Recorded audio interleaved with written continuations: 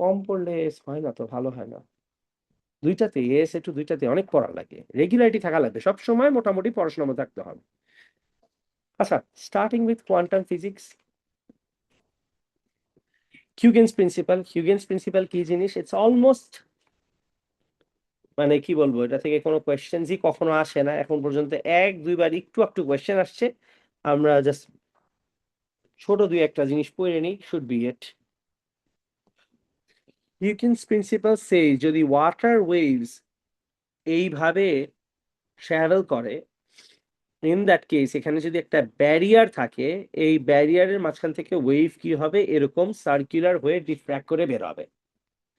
এই জায়গায় যদি আরেকটা ব্যারিয়ার থাকে, তাহলে এখান থেকেও কি হবে, এরকম সার্কেল হয়ে বের হবে।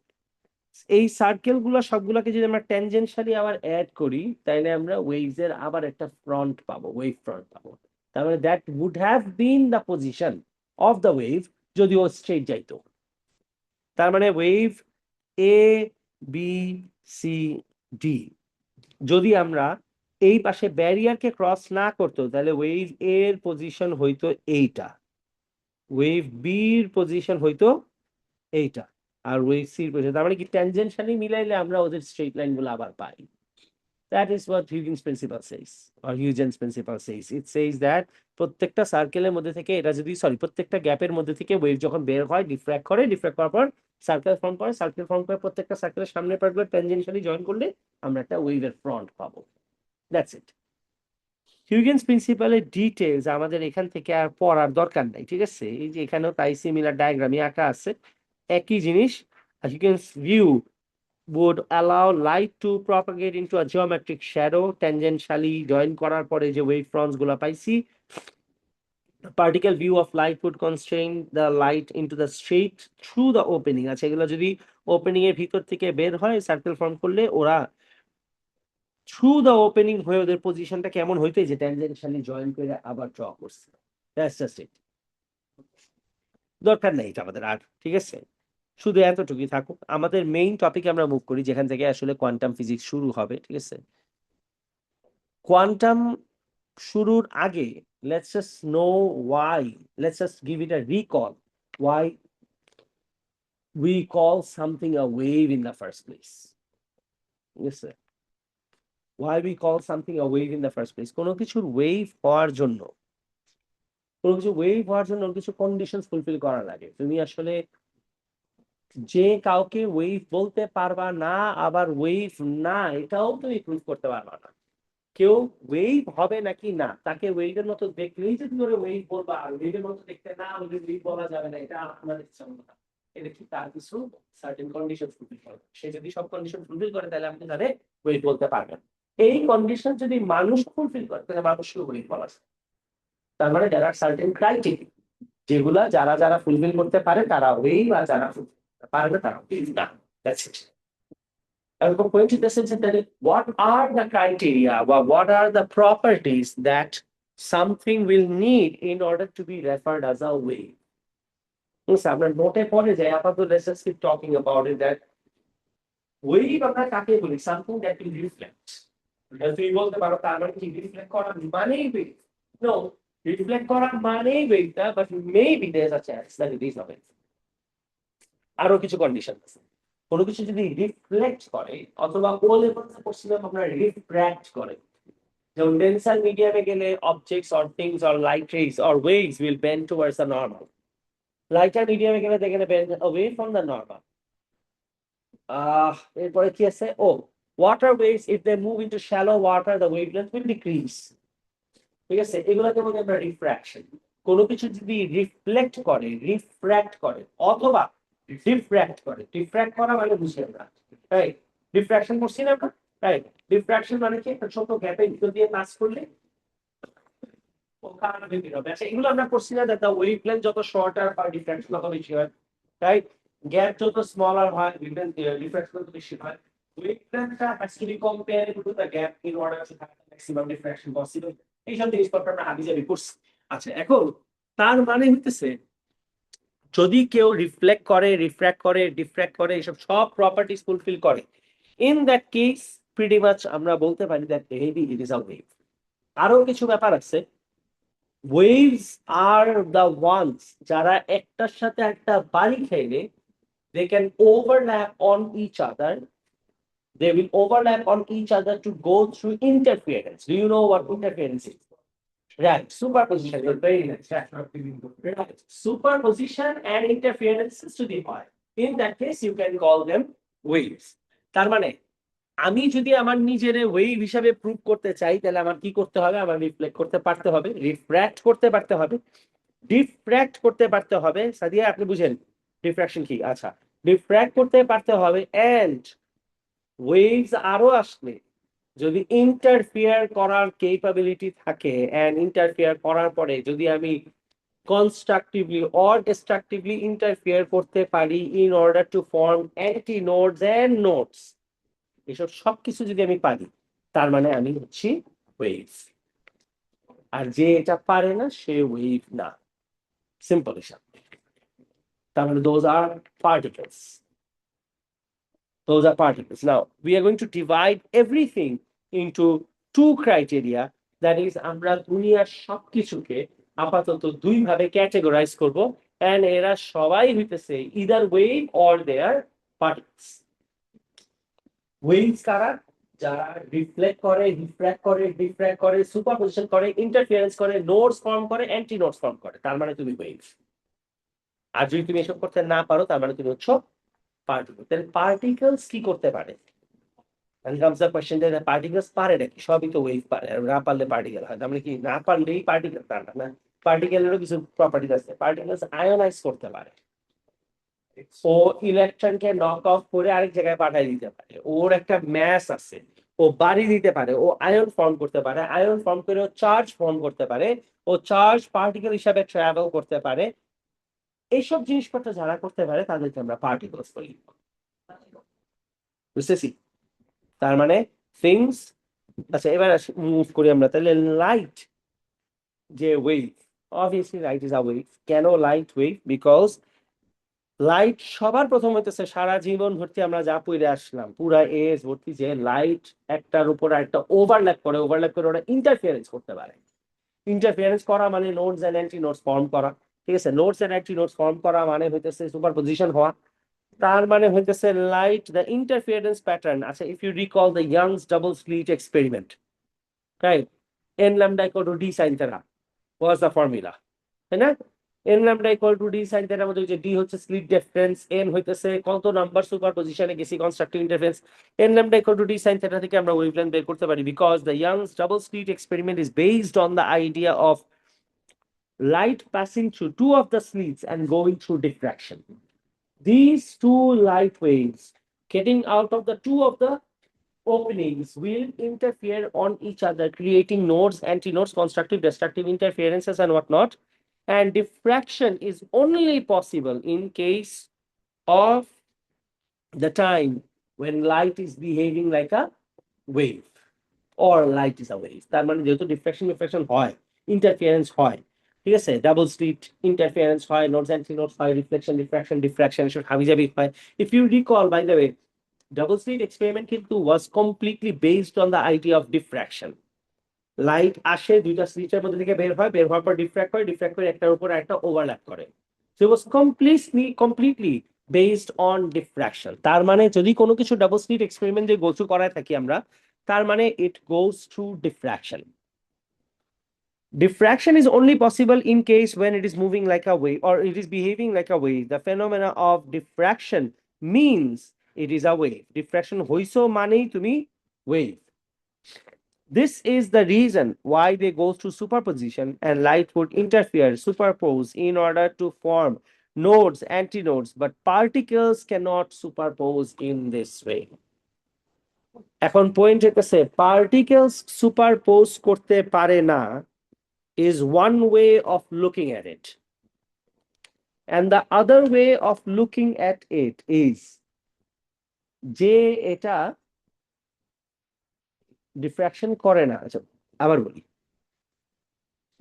পার্টিকেল সুপারপোজ করতে পারে না, এটা একটা কথা তুমি বলতে পারো চাইলে যে পার্টিকেল সুপারপোজ করতে পারে না, কিন্তু better way of looking at it is যারা সুপারপোজ করতে পারে না তারা পার্টিকেল, রাইট? আবার বলি, তার মানে কি, এক তুমি বলতে পারো যে পার্টিকেল মানেই সুপারপোজ করতে পারে না। তার মানে যদি তুমি পার্টিকেল হও,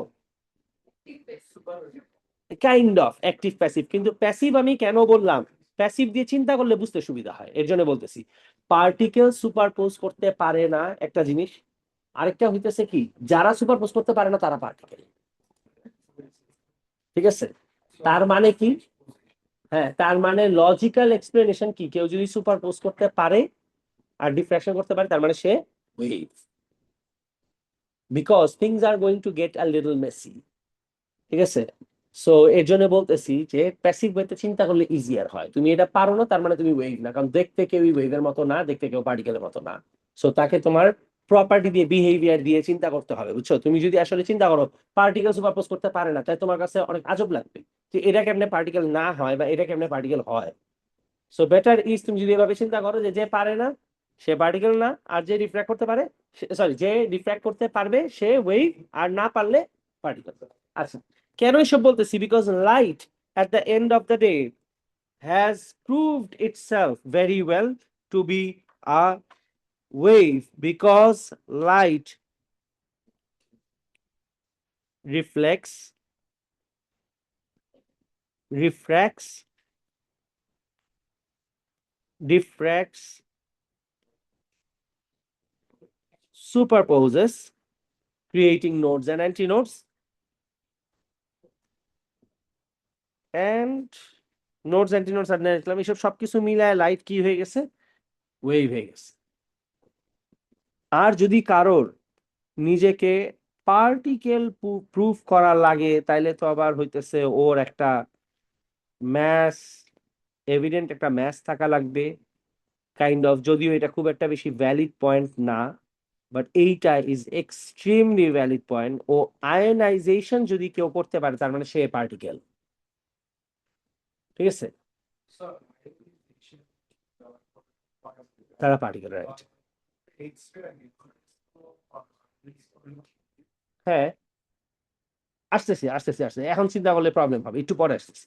ঠিক আছে, তার মানে আরেকটা হইতেছে, পার্টিকেল হওয়ার আরেকটা প্রপার্টি হইতেছে ফটো ইলেকট্রিক ইফেক্ট যাদের আছে। এখন কোয়েশ্চেন হইতেছে, তার মানে কারোর পার্টিকেল হওয়ার জন্য ম্যাস থাকতে হবে, আয়োনাইজেশন করতে পারতে হবে, ফটো ইলেকট্রিক ইফেক্ট থাকতে হবে, অর ওয়েভস এর যেসব প্রপার্টি আছে ওইসব প্রপার্টি ফুলফিল করা যাবে না। এইটাই হইতেছে, তাহলে moving on to the next topic, photo electric effect এখান থেকে। ঠিক আছে, what is photo electric effect in the first place?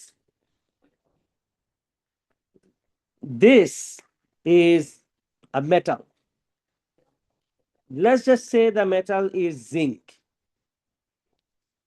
এখন if this is zinc, ঠিক আছে, কই যাও তোমরা, দাও দাও আমাকে দাও। আমি দিয়ে দিতে পারবো।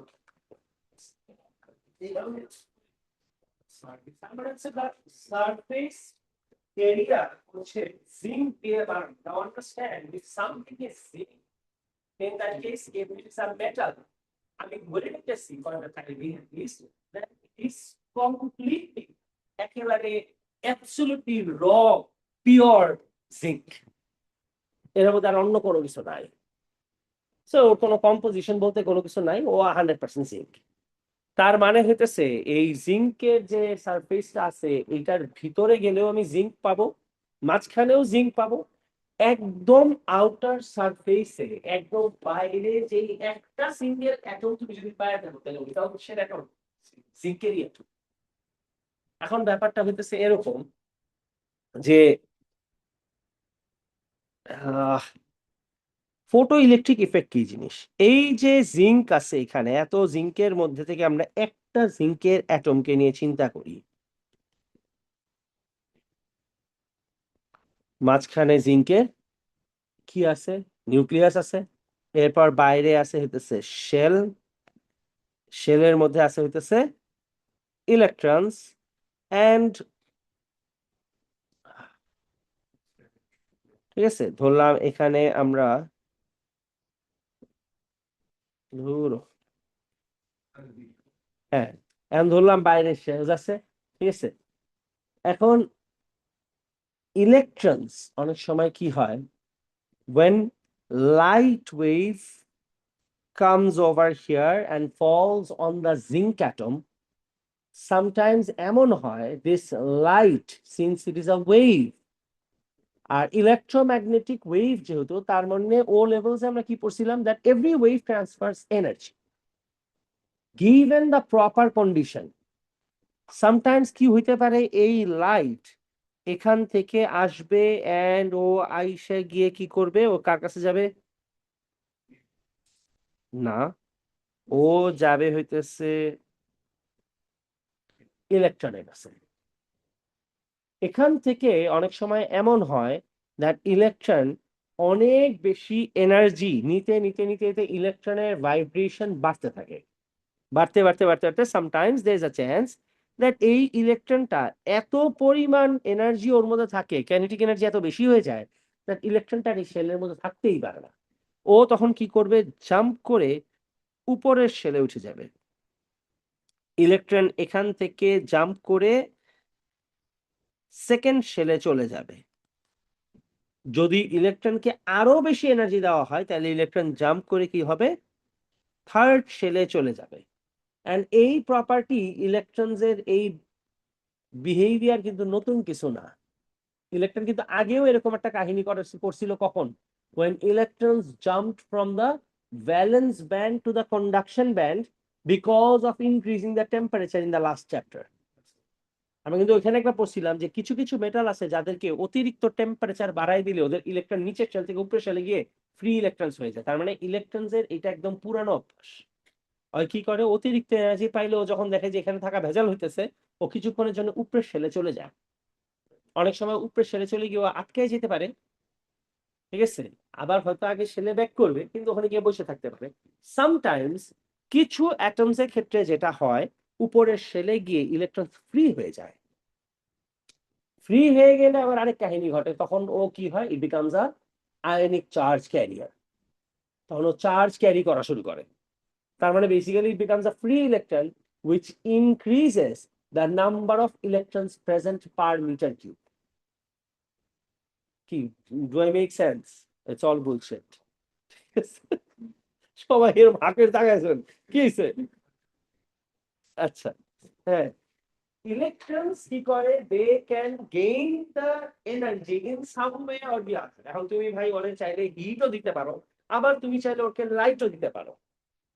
কোন ইলেকট্রন যে কার থেকে কিভাবে এনার্জি নেবে এটা we are not 100% sure, ঠিক আছে। এক এক অ্যাটমের এক এক প্রপার্টি হয়। সামটাইমস ওরা কি করে, হিট এনার্জি নিয়ে ও নিচের শেল থেকে উপরের শেলে যায়, উপরের শেল থেকে আরো উপরের শেলে যাবে, উপরের শেলে গিয়ে সামটাইমস উপরের শেল থেকে আবার আস্তে আস্তে নিচের শেলে ব্যাক করবে। This is a possibility. আরেকটা পসিবিলিটি হইতেছে ও উপরের শেলে গিয়ে ফ্রি ইলেকট্রন হয়ে যাবে and it will turn itself into ionic charge carriers. If it becomes an ionic charge carrier, it will increase the number of free electrons present per meter cube, which is the n value. I equal to na VQ ইকুয়েশনের মধ্যে n এর value. তখন কি হয়, n এর value বাইরে যায়, যেটা আমরা সেমিকন্ডাক্টরের ক্ষেত্রে পড়ছি, থার্মিস্টরের ক্ষেত্রে হয়। If you recall, LDR is a light dependent resistor. LDR এর মধ্যে লাইট পড়লে কিন্তু রেজিস্ট্যান্স কমে। কেন রেজিস্ট্যান্স কমে? বিকজ কিছু ইলেকট্রনস ব্যালেন্স ব্যান্ড থেকে লাফ দিয়ে কই চলে যায়, কন্ডাকশন ব্যান্ডে চলে যায়। That is when electrons light পাওয়ার পরে নিচের শেল থেকে লাফ দিয়ে কই চলে যায়, উপরের শেলে চলে যায়। ও যেই ইলেকট্রন, জিঙ্কের একটা ইলেকট্রন, ও নিচেরটা থেকে 1 নাম্বার শেল থেকে 2 নাম্বার শেলে যাইতে পারে, 2 নাম্বার শেল থেকে 3 নাম্বার শেলে যাইতে পারে। তুমি যদি ওকে আর লাইট না দাও, ও আস্তে আস্তে আবার কোন জায়গায় ব্যাক করবে, 2 নাম্বার শেলে ব্যাক করবে। 2 নাম্বার শেল থেকে আবার কি করবে, 1 নাম্বার শেলে ব্যাক করে যাবে। ধরো, বুঝছেন এই কথা একটু ভালো মতো শুন। ধরলাম ওর 1 নাম্বার শেল থেকে 2 নাম্বার শেলে যাওয়ার জন্য 100 জুল এনার্জি দরকার, ঠিক আছে। তুমি ওকে 90 জুলস দিলা, তাইলে এমন কিন্তু না যে ইলেকট্রন তাইলে আধা উপরে উঠে, ঠিক আছে, ধরো তোমারে বলবে যে আরে তা কিন্তু হবে না। Electrons don't do that, which is why we call them discrete levels of energy. ও যা করার ও হয় পারবে নাহলে পারবে না, there's nothing called in between। হয় ও 1 থেকে 2-তে যাবে, আর না হলেও কোথাওই যাবে না, ও 1-এর মধ্যেই বসে থাকবে। তুমি ওকে 2-এর এনার্জি দিচ্ছ, তাহলে ও 2-তে যাবে। এরপর যদি তুমি হালকা পাতলা এনার্জি দাও, ও 3-এ যাবে না। ও 3-এ কখন যাবে? যখন তুমি ওকে 3-এ উঠার জন্য যে পরিমাণ এনার্জি লাগে এক্স্যাক্টলি ওইটা দিবা। ফর এক্সাম্পল, যদি আমরা ধরে নেই যে এখানে উঠতে ওর 100 জুল লাগবে, এখান থেকে এখানে উঠতে ওর আরো 70 জুল লাগবে, তুমি 90 জুল দিলে ওটা তুমি একটু মুভ করতে পারবে না, ও খালি ভাইব্রেশন বাড়তে থাকবে। 80 জুল দিয়ে লাভ নেই, 70 দিয়ে লাভ নেই, 90, 95, 99 দিয়েও লাভ নেই, 100 দিবা, ও উপরের সাথে চলে যাবে। 160 দিয়ে কিন্তু কোনো লাভ নেই, এক ফোঁটাও মুভ করবে না। দিতে হবে কত? 170। 170 দিলে এই ইলেকট্রন একদম আউটার শেল পর্যন্ত যাবে, সামটাইমস হ্যাঁ সেকেন্ড শেলে থাকবে, দ্যাটস রাইট। ও উপরেটাতে উঠবে না। মানে 100 নিবে, 100 নেওয়ার বাকি 60 ও নিয়ে কাইনেটিক এনার্জি বাড়বে, বাট উপরে যাবে না। মানে কি ইলেকট্রন দুই শেলের মাঝখানে কোনোদিন দাঁড়ায় না, হয় উপরের শেলে যায় না নিচের শেলে যায়। এটা হচ্ছে নিউক্লিয়ার ফোর্সেস অফ অ্যাট্রাকশনের কারণে they can't manage to stay in those random places, ওর অরবিট বরাবর গিয়ে দাঁড়ানো লাগে। ঠিক আছে, সো ও যখন উপরের শেলে গিয়ে দাঁড়াবে, সবচেয়ে উপরের শেলে, ওইটাকে আমরা বলি হইতেছে আউটার মোস্ট শেল। ঠিক আছে, আউটার মোস্ট শেল, তাইলে it's obvious that shell number 1 থেকে 2-তে যা পাঠানোর জন্য যেই পরিমাণ এনার্জি লাগবে, 1 থেকে 3-তে যাওয়ার জন্য এনার্জি তার থেকে আরো বেশি দেওয়া লাগবে। বুঝছেন? আবার বলি, 1 থেকে 2-তে যাওয়ার জন্য যেই পরিমাণ এনার্জি দেওয়া লাগবে, 1 থেকে 3-তে যেতে তার থেকে আরো বেশি এনার্জি লাগবে। কিন্তু 1 থেকে 2-তে যেতে যে এনার্জি লাগবে, 2 থেকে 3-তে যেতে কিন্তু ওই পরিমাণ এনার্জি লাগবে না, একটু কম লাগবে। কেন কম লাগবে? বিকজ ও তো এখন নিউক্লিয়াস থেকে দূরে চলে গেছে, ওর জন্য forces of attraction towards the nucleus is a level less. বুঝতেছি? তার মানে যত দূরে শেলে যায়, তত ওকে দূরে পাঠানোটা তত আরো ইজিয়ার হয়ে যায়। দূরের শেলে ইলেকট্রনকে আবার এত প্যারা দেওয়া লাগবে না, ওকে হালকা ধাক্কা দিলে উপরের শেলে চলে যাবে। আবার 1 থেকে 2-এ পাঠানো সবচেয়ে ডিফিকাল্ট, 2 থেকে 3-এ পাঠানো একটু ইজিয়ার, 3 থেকে 4-এ পাঠানো আরো ইজিয়ার। ঠিক আছে, once you have given it enough energy, it will go all the way to the outermost shell। এরপরে যদি তুমি ওকে আরো আর যদি এনার্জি না দাও, ও gradually it will come back to ওর resting position. Now the question is, যদি আমি এনার্জি এখানে 170 থেকে আরো বেশি দিই, তাইলে কি হবে? দ্য ইলেকট্রন সামটাইমস এখান থেকে এমনও হইতে পারে ও এই জায়গায় যাবে, এখান থেকে এইখানে যাবে। ও যদি এক্সট্রা ওকে এনার্জি আমরা যদি 300 জুলস দিয়ে থাকি, বলো তো ইউজ হয়েছে কত? 170, বাকি আছে কত? 130। ও এখান থেকে বাইরে চলে যাবে with a energy of 130 joules। 130 joules of what? Kinetic energy। এই যে ইলেকট্রন যা বের হইছে, এই ইলেকট্রনটাকে যেহেতু আমরা লাইট দিয়ে বের করছি, একবার ইলেকট্রন বের হয়ে গেলে আমরা তাকে বলি ফোটো ইলেকট্রন। এটাকে বলি আমরা ফোটো ইলেকট্রন। শেল নাম্বার 1 থেকে 2-তে যাওয়ার জন্য কি পরিমাণ এনার্জি হইব কিছু একটা, 2 থেকে 3-তে যাওয়ার জন্য কিছু একটা, বাট আউটার মোস্ট শেল পর্যন্ত উঠাইতে ওকে যেই পরিমাণ এনার্জি দেওয়া লাগে, তাকে বলি আমরা বেয়ার মিনিমাম এনার্জি, যেটার নাম দিছি হইতেছে আমরা ওয়ার্ক ফাংশন। তার মানে একটা ইলেকট্রনকে তার রেস্টিং পজিশন থেকে একদম আউটার মোস্ট শেলে নিয়ে যাইতে যেই পরিমাণ এনার্জি আমার ওকে দেওয়া লাগবে, ওই পরিমাণ এনার্জিকে বলি হচ্ছে ওয়ার্ক ফাংশন। আর তুমি যদি ওয়ার্ক ফাংশনের থেকে কম দাও এনার্জি, তাহলে ইলেকট্রন বের হবে না, আউটার শেলও যাবে না, ও নিচে কোনো এক জায়গায় বসে থাকবে। যদি তুমি ওয়ার্ক ফাংশন বরাবর এনার্জি দাও, তাহলে ও কি করবে? আউটার শেল পর্যন্ত গিয়ে বসে থাকবে। কিন্তু যদি তুমি এনার্জি যেটা দিছো ওইটা ওর ওয়ার্ক ফাংশনের থেকে আরো বেশি হয়, তাহলে যতটুক এক্সট্রা ততটুক কিসে কনভার্ট হবে? কাইনেটিক এনার্জিতে কনভার্ট হবে। যার জন্য হ্যাঁ, এটা কি হইলো?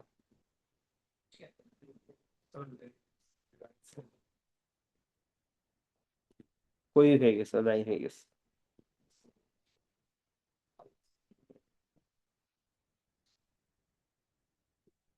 আচ্ছা, হইব কিছু একটা।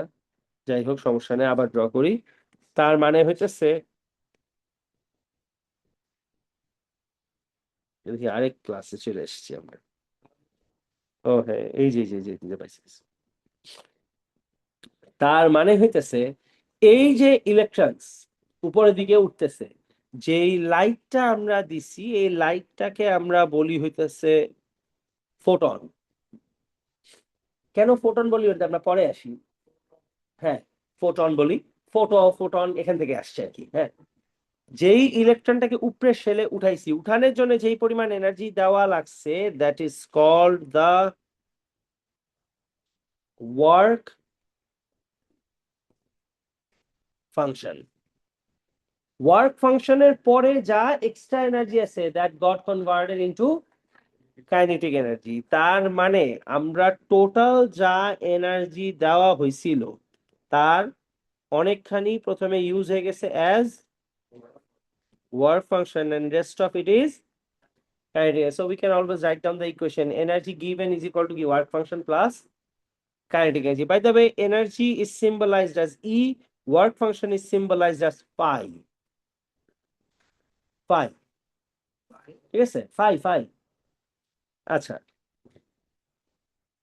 এই phi এর পরে বাকিটুক হইতেছে obviously is symbolized as kinetic energy, যার জন্য we can write E is equal to phi plus half mv square। ঠিক আছে, এই যে ইলেকট্রন যেইটা এখান থেকে বের হয়ে গেছে, এই ইলেকট্রনটাকে আমরা বলি হইতেছে ফটো ইলেকট্রন। বুঝতেছি, এই ইলেকট্রনটাকে বলি হইতেছে আমরা ফটো ইলেকট্রন। জিঙ্কের ইলেকট্রনটা যেটা বাইরে শুট করে বের হয়ে গেছে and now moving with a lot of kinetic energy, that one, the one that got out only after it gets out of the shell, ঠিক আছে, আউটার মোস্ট শেল পর্যন্ত যাইতে যা এনার্জি দিছি that is work function. Outer most শেলের বাইরেও যে energy নিয়ে যাবে দ্যাট ইজ কাইনেটিক এনার্জি। আর যে আউটার মোস্ট শেল থেকে একবার বের হবে তাকে আমরা বলতে পারবো ফটো ইলেকট্রন। আর যে লাইটটা আসছে ওটাকে তো বলতেছি ফোটনস। পুরা যে প্রসেসটা, এই পুরা প্রসেসটাকে আমরা বলি ফটো ইলেকট্রিক এমিশন। ঠিক আছে, তার মানে লাইট দিয়ে ইলেকট্রনকে ইমিট করে সেল থেকে বের করা বাইরে নিয়ে আসাকে আমরা বলি ফটো ইলেকট্রিক এমিশন। আর যদি কখনো হিট দিয়ে বের করি তখন ওকে আমরা বলি থার্মিওনিক এমিশন। থার্মিওনিক এমিশন, তার মানে অনেক অতিরিক্ত হিট দিলে ইলেকট্রন বাবলের মতো বের হয়েছে, বিকজ ওর ভিতরে এক্সেসিভ এনার্জির কারণে ইলেকট্রন থাকা সম্ভব হয় না। যাই হোক, আমাদের দরকার নেই, এটা এটুতে আছে থার্মিওনিক এমিশন এটুতে। ঠিক আছে, so this is photo electric emission and the one that got out is the photoelectron. Now understand, these are extremely important, that energy levels between shell number 1 and 2 is very discrete, very specific. Energy level between 2 and 3 is also very discrete and specific. Just because you're moving from shell number 1 থেকে 2 আর 2 থেকে 3 তে energy একটু কম হবে, does not mean সব এলিমেন্টের 1 থেকে 2 তে যাইতে সেম এনার্জি লাগে। এক এক এলিমেন্টের কিন্তু এক এক রকমের। অ্যালুমিনিয়ামের শেল নাম্বার 1 থেকে 2 তে যেতে যেই এনার্জি লাগবে, জিঙ্কের এনার্জি তার থেকে কমও লাগতে পারে, বেশিও লাগতে পারে। আয়রনের তার থেকে আরো কমও লাগতে পারে, আরো বেশিও লাগতে পারে। এক এক জনের এনার্জি লেভেল প্রথমত নিজের 1 থেকে 2 এর সাথে 2 থেকে 3 মিলবে না। ঠিক আছে, আবার নিজের 1 থেকে 2 এর সাথে আরেকজনের 1 থেকে 2 ও মিলবে না। তার মানে প্রত্যেকটা অ্যাটমের, প্রত্যেকটা সেলের, প্রত্যেকের এনার্জি প্যাটার্ন ইজ ডিফারেন্ট। সবার energy levels are always very specific and very discrete, and কারোর সাথে কারো ম্যাচ না করার কারণে আমরা ওদেরকে এনার্জি লেভেল দিয়ে আইডেন্টিফাই করতে পারি যে তার মানে এটা এই অ্যাটম আর এর মানে এটা এই অ্যাটম। কেন বা কিভাবে এটা আমরা পরে দেখবো ইনশাআল্লাহ। চ্যাপ্টারের মাঝখানে গেলে আপনার ফ্লেম টেস্ট পড়লে, হালকা ফ্লেম টেস্ট ব্যাপারে শুনলে তখন বুঝবেন। ঠিক আছে, যাই হোক, coming back to it, by the way আমরা কিন্তু একটা জিনিস বলছিলাম যে কেউ যদি